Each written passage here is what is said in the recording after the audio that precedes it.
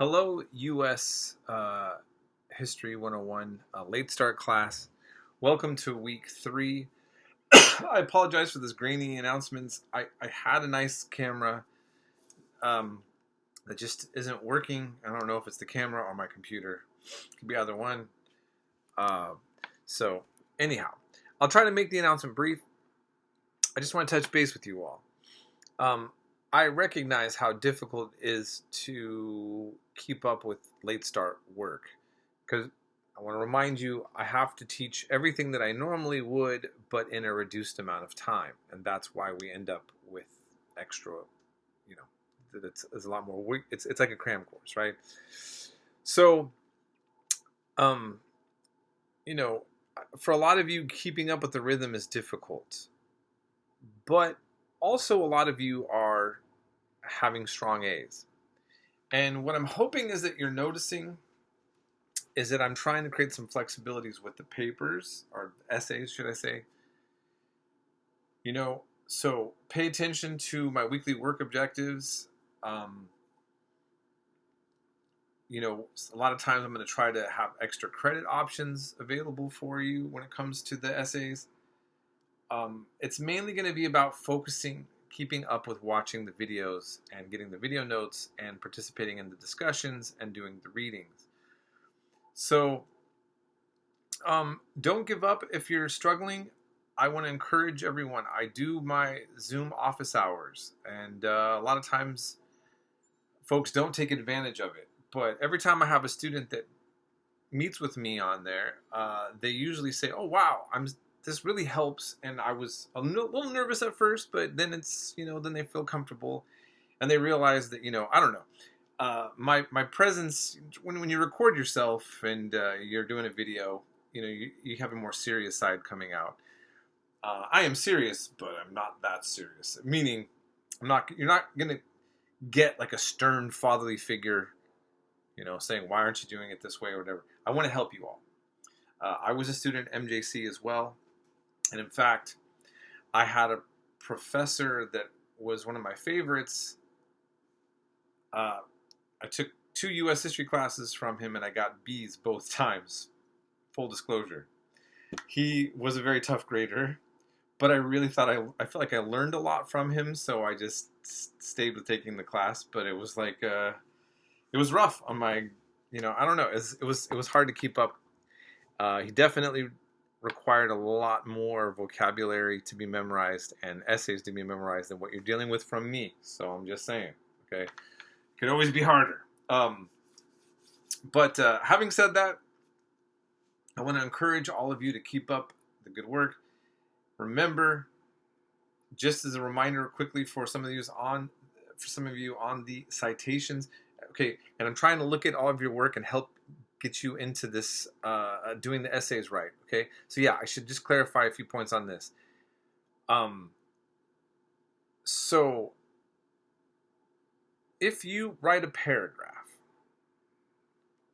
and you don't have a direct quote, you still have to have a citation if you're providing information that isn't just from your head. So what does that mean? If you talk about Shays' Rebellion and you are going to elaborate, or you were going to talk about the Boston Massacre and something you learned about it, whether it was information you read in Zen or video that you saw, you paraphrase, you put it in your own words, and then there should be, in parentheses for this class, that's where I'm looking, telling me, where did you get this information from? And it should be only from the sources we covered in the module, right? So when I first look at an essay, before I read it, I look and see where the citations are, and I see, okay, there should be direct quotes, should always automatically have the citation after, and then after the paraphrase. And there should always be a citation after a direct quote or things were put in your own words. Now, sometimes some of you are saying, "Oh, the video said," and then you're writing it. Or you're saying, "The book said," and page 2, and then you assume that it's cited. Now, you're not plagiarizing, so you're doing a form of citing, But for this class, what I just want to quickly get you to understand, I'm trying to get you to practice the habit that you are required to follow. And citation demands are much higher than what I'm giving you. If you are at a university and you are writing a history paper, you have to use Chicago style. And there's a very strict style. And there's a lot of professors that will ding your paper quite a bit if you are not properly citing according to very specific styles. I'm not asking you to do that, but I'm really trying to crack down on making sure you all understand that you have to get into the habit of doing this. And of course, a big part of it is that AI is a major issue. And I know some of you are sending me AI papers. I'm not going out of my way to try to investigate, but if you don't have a citation afterwards, that's a given. Here's the other thing. I want to remind you, don't put a fake citation there either, because I'm really going to go after you if you give me an AI and then you just put a citation and I catch that that's not the location of where that information came from, and I know that you're trying to squeeze that in, okay?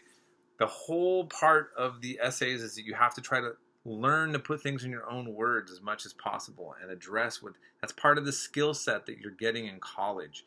That's why law firms often will hire for paralegals, or a lot of lawyers start as history majors because they've learned these certain skills beyond just the history itself, but how to articulate, what they've learned. So I can't stress that enough. So again, and I need to have dates covered also, okay? So again, I get an essay, I look for the citations, then I look for dates for time periods, I make sure all the citations are only what were used in the module, then I read the essay, and usually by that point, at that point, you're good, okay? So I hope that helps with clarifying things a lot more, and I've already made this announcement a little bit longer than I wanted to. Again, please contact me on Zoom hours if you need to. And also, I'm trying to catch up on, I'm trying to grade as quick as possible, but I do have quite a bit of students right now, and I'm trying to give everybody proper feedback. And so that does slow me down a little bit at times, but I'm trying my best. And yeah, okay. I hope you're having a great week, or you will have a great week, and I hope you're enjoying the end of your week this Sunday right now. So, all right, we'll be in touch.